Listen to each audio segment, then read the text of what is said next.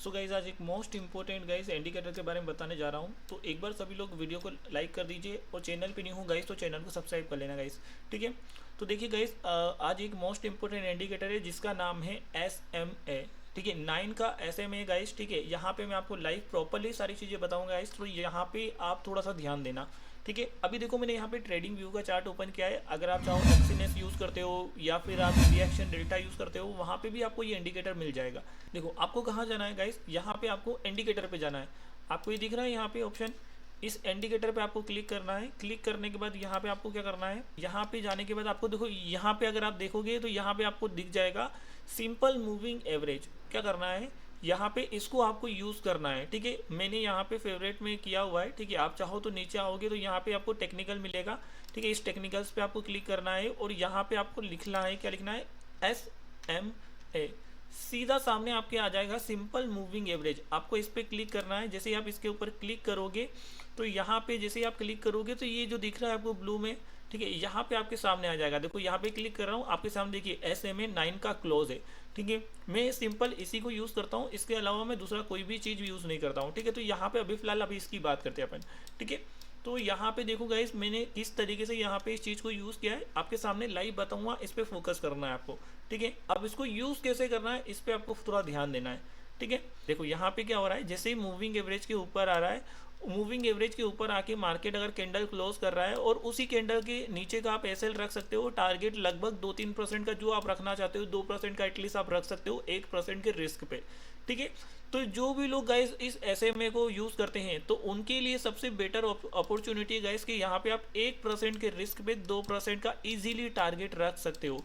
ठीक है, लेकिन हाँ बहुत सारे स्टूडेंट यहाँ पे गलती करते हैं गाइस कि सर कितनी बार क्या होता है, मार्केट 1.5% का प्रॉफिट देता है तो मुझे वहाँ पे उस प्रॉफिट को बुक करना चाहिए या नहीं करना चाहिए।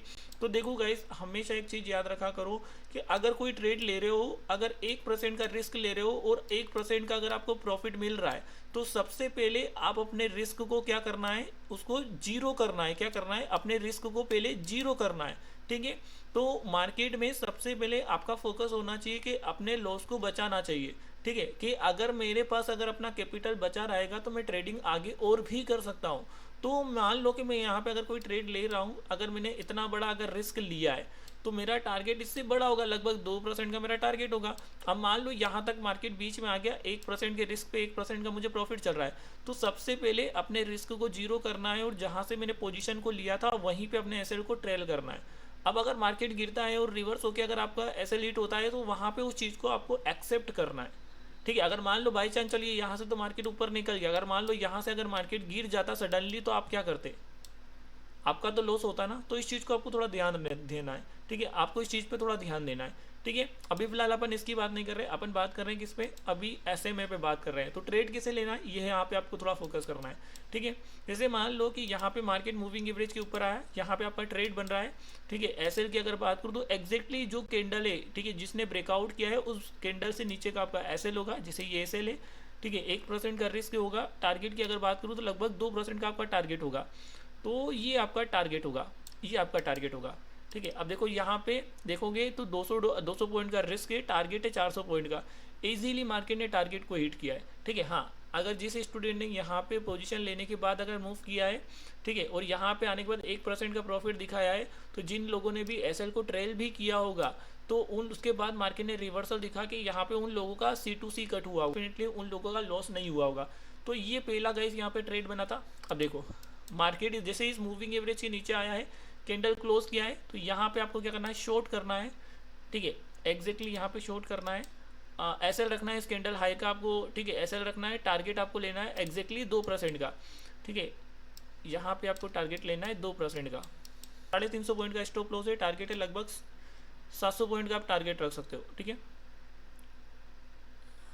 ये आप टारगेट रख सकते हो।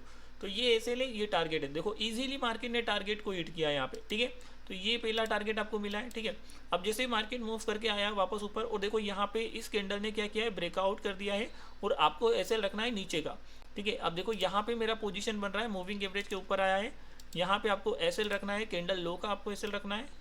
ये कैंडल लो का आपका एसएल होगा, टारगेट होगा 2% का, 137 पॉइंट का आपका एसएल है, टारगेट है लगभग 250 पॉइंट का आप रख सकते हो, 300 पॉइंट का रख सकते हो। ठीक है, लगभग 300 पॉइंट का भी रख सकते हो। ये आपको 300 पॉइंट का टारगेट मिला, इजीली मार्केट ने टारगेट को हिट किया। तो आपको सिंपल सा काम करना है, अगर मूविंग एवरेज के ऊपर अगर कैंडल क्लोज होता है तो आपको लॉन्ग करना है, मूविंग एवरेज के नीचे अगर कैंडल क्लोज करता है तो शॉर्ट करना है। अगर सलंग अगर मान लो लगातार अगर आपके 2 से 3 बार अगर स्टॉप लॉस हिट हो जाते हैं, मान लो कि मार्केट अगर ऐसी जोन में अगर मार्केट फंस जाता है, तो ऐसी जोन में अगर लगातार 2 से 3 बार अगर आपके स्टॉप लॉस हिट हो जाते हैं तो आपको वहाँ पे ओवर ट्रेडिंग नहीं करना है, प्रॉपरली ब्रेकआउट के बाद या ब्रेकडाउन के बाद ही आपको ट्रेड करना है। ठीक है, तो इस चीज़ पे भी आपको थोड़ा ध्यान रखना पड़ेगा।